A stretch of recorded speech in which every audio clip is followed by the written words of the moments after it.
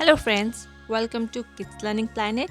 आज हम सीखेंगे ऑपोजिट वर्ड्स यानी कि विलोम शब्द। डाउन यानी कि नीचे, अप यानी कि ऊपर, थिन यानी कि पतला, थिक यानी कि मोटा, हैप्पी खुश, सैड दुखी, डे दिन, नाइट रात, लाइट हल्का, हैवी भारी, बैड बुरा, गुड अच्छा, ड्राई सूखा, वेट गीला, समर गर्मी, विंटर सर्दी, क्लीन साफ, डर्टी गंदा, फ्रंट सामने, बैक पीछे, इन अंदर, आउट